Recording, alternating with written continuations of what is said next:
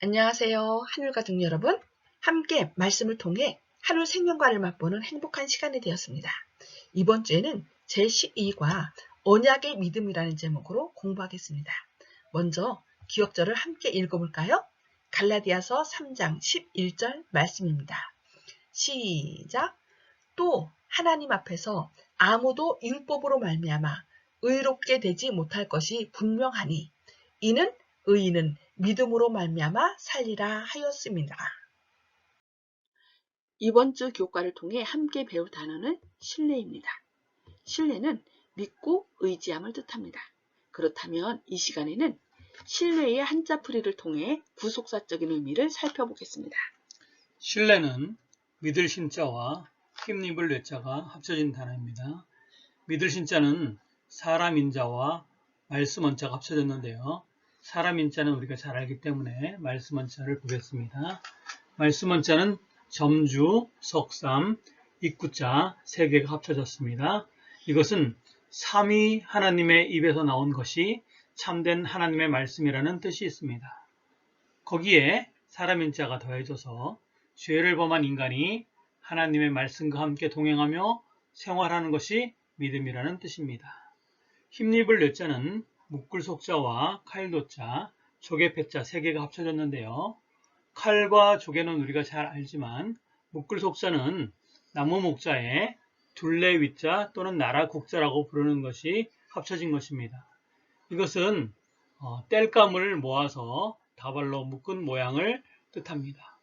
그래서 힘입을 뇌자는 사람들이 땔감을 모으기 위하여 나무를 잘라서 단으로 묶듯이 칼과 재물, 사람들이 힘과 권력과 돈에 의지하여 살지만 하나님을 믿는 그리스도인들은 십자가에 못 박히고 돌아가신 예수님과 그 말씀을 의지하여야 한다는 뜻이 있습니다. 감사합니다.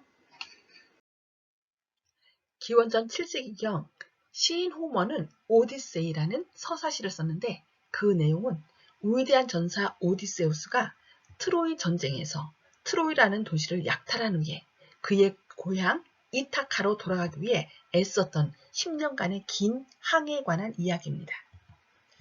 파선과 군사들의 반란과 폭풍과 괴물의 출현 등 여러 가지 장애물로 인해 그 항해는 길어지게 됩니다. 마침내 신들은 오디세우스가 충분히 고난을 당한 것으로 결정하고 그 위대한 전사가 가정과 가족에게로 돌아가도록 허락해줍니다. 신들은 그가 고난을 통해 자신의 실수에 대한 죗값을 충분히 지불했다고 판단했기 때문입니다. 어떤 의미에서 우리는 오디세우스와 같이 본향으로 가는 긴 여정을 이어가고 있습니다. 그러나 우리와 오디세우스의 결정적인 차이점은 우리가 아무리 고생을 한다 해도 그 고생이 집으로 돌아가기 위해 결코 충분치 않다는 사실입니다. 우리의 잘못을 보상하기에는 하늘과 땅의 거리가 너무나도 멀기 때문입니다.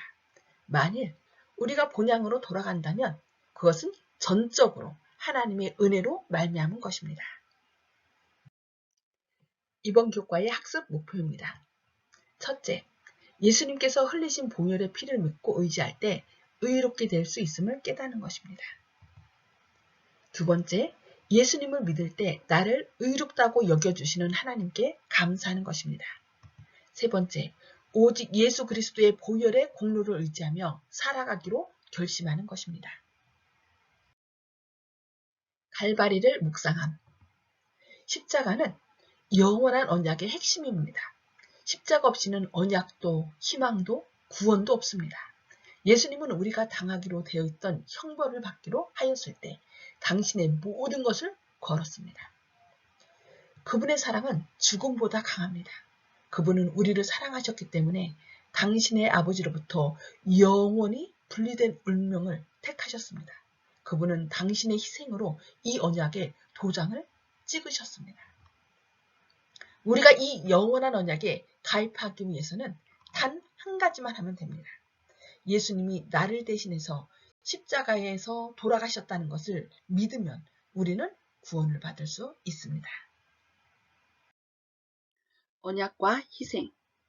너희가 알거니와 너희 조상이 물려준 헛된 행실에서 대속함을 받은 것은 은이나 금같이 없어질 것으로 된 것이 아니요 오직 흠없고 점 없는 어린 양 같은 그리스도의 보배로운 피로 된 것이니라. 구원은 무료입니다. 그러나 이 무료라는 말은 많은 사람들에게 오해를 하게 했습니다. 그래서 그 구원을 무가치하게 여기고 있습니다. 한 목사님께서 시계를 선물로 받았답니다.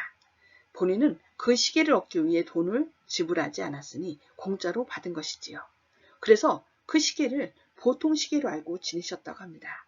그러던 중에 시계에 좀 문제가 생겨서 시계방에 수리하러 갔더니 시계방 주인이 시계를 이곳저곳 유심히 살피더니 좋은 시계를 가지고 계시군요 라고 말하더랍니다. 그래서 선물로 받은 것인데 이름 있는 것입니까? 라고 부르자 아주 알아주는 명품 시계라고 하더랍니다. 그 후로 이 목사님은 어떻게 하셨을까요? 그 시계를 애지중지하게 여겼답니다. 우리는 구원을 무료로 받았기에 그 가치를 모르는 사람들은 이 구원을 하찮게 생각하는 사람들이 많이 있습니다. 하지만 그 대가는 하나님의 아들의 생명입니다. 예수님은 갈보리 언덕에서 스스로 당신의 고귀한 피를 흘리심으로 우리를 죄와 죽음의 노예 상태에서 해방시켜 주셨습니다. 예수님은 당신 안에 생명이 있으신 유일한 분이십니다. 그러므로 오직 예수님만이 우리를 대신해서 영원한 죽음을 당하시고 우리의 구원자가 되실 수 있는 것입니다. 아브라함의 믿음 1. 아브라함이 여호와를 믿으니 여호와께서 이를 그의 의로 여기시고. 이 성경절은 믿음으로 얻는 구원의 예로서 바울이 2번, 야고보가 1번 사용했습니다. 아브라함은 믿을 수 없는 것을 믿었습니다. 그는 아내가 늙어 임신하는 것이 불가능했지만 아들을 갖게 될 것이라는 하나님의 약속을 믿었습니다. 하나님은 그의 믿음 때문에 그를 의롭다고 하셨습니다. 하지만 아브라함은 하갈을 취해 아들을 낳았고 자신의 아내인 사라를 사촌동생이라고 거짓말을 함으로써 연약함을 드러냈습니다. 이렇듯 아브라함은 연약했는데 어떻게 의로운 사람이 될 수 있었을까요?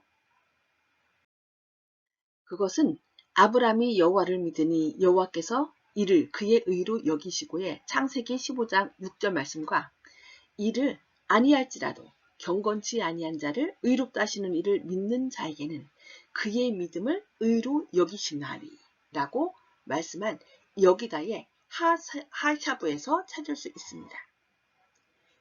하나님께서는 비록 죄인이 실제로 의롭지 못할지라도 예수님의 희생을 믿음으로 받아들일 때 예수님의 의를 그 죄인의 의로 여기시는 것, 이것을 칭의라 합니다. 우리는 이 놀라운 진리를 곰곰이 생각해 봐야 합니다. 우리가 할 수 있는 어떤 행위 때문이 아니라 우리를 위해 그리스도께서 행하신 일을 믿기 때문에 의롭다고 선언된다는 이 위대한 진리는 믿음으로 말미암은 의의 본질입니다. 그러나 우리를 의롭게 하는 것은 우리의 믿음 그 자체가 아닙니다. 믿음은 의의 선물을 받는 수단에 불과합니다. 아브라함의 믿음 2. 우리는 그리스도인으로서 이 놀라운 개념에서 중요한 신앙의 기초를 발견하게 되는데 그것은 우리가 믿음을 통해 하나님 앞에서 의롭다고 여겨진다는 사실입니다. 나머지 모든 것들, 곧 순종, 성화, 거룩함, 풍성개발, 사랑 등은 이 중대한 진리로부터 비롯됩니다. 나 자신의 연약함과 부족함을 바라볼 때 우리는 결코 구원의 확신을 가질 수 없습니다.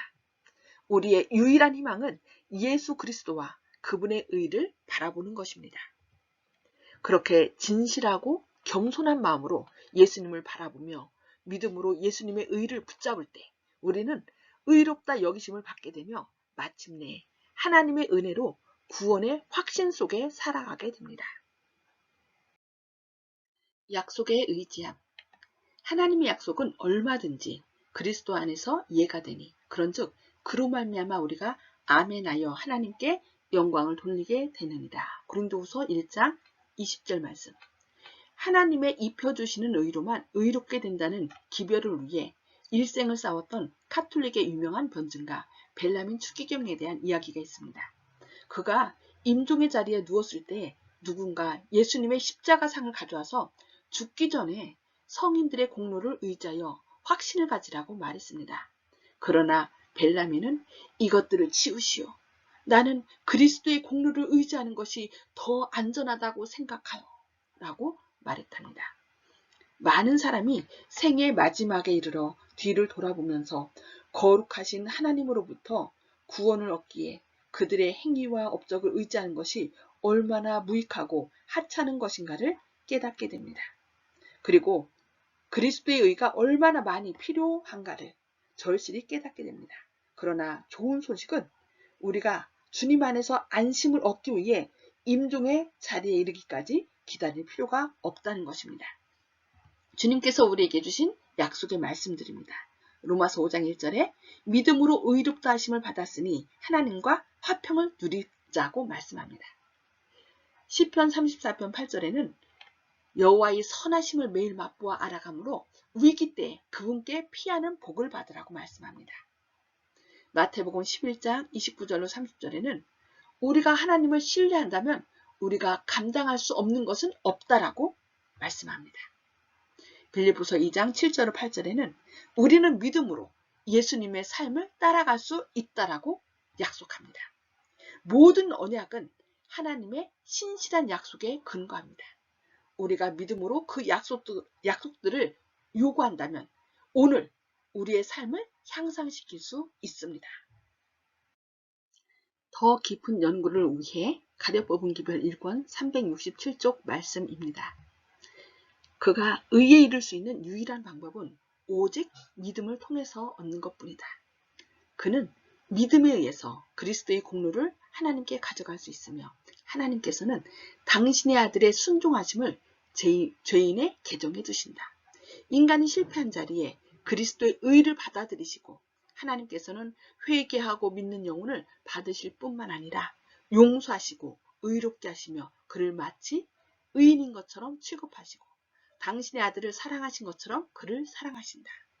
믿음이 의로 간주되는 것은 바로 이런 까닭에서이며 용서받은 영혼은 은혜에서 은혜에 이르게 되며 빛에서 더 큰 빛으로 나아가게 된다고 말씀합니다. 가려뽑은 기별 3권 191쪽에서는 이렇게 말씀합니다. 회개와 믿음을 통하여 우리가 그리스도를 우리의 구주로 받아들일 때 주님은 우리의 죄를 용서하시며 율법을 범함으로 규정한 형벌을 되돌리신다. 그때 죄인은 하나님 앞에 의로운 사람으로 서게 되며 하늘의 호의를 받게 되고 성령을 통하여 아버지와 아들과의 교제를 누리게 된다. 그러나 그 후에 성취되어야 할 다른 일이 남아있는데 이 일은 점진적인 성격의 것이다. 영혼이 진리를 통하여 성화되어야 한다. 그리고 이 일 역시 믿음으로 성취된다. 이는 우리가 믿음을 통하여 받는 그리스도의 은혜로서만이 우리의 품성이 변화될 수 있기 때문이다 라고 말씀하고 있습니다. 이번 교과의 요약과 결론입니다. 우리가 얼마나 의로운 일을 많이 행하는지와 상관없이 인간의 본성은 순결하신 하나님의 의 앞에서 무가치하고 죄 많은 모습일 뿐입니다. 나의 의로움을 버리고 우리를 위해 지급된 그리스도의 대속의 공로를 받아들일 때 우리는 그 믿음으로 말미암아 의롭다 여겨질 뿐 아니라 구원에 이를 수 있습니다. 예수님을 믿음으로 의롭다함을 입으시고 구원받으시는 하늘 가족 되시기를 바라며 교과 공부를 마치겠습니다. 감사합니다.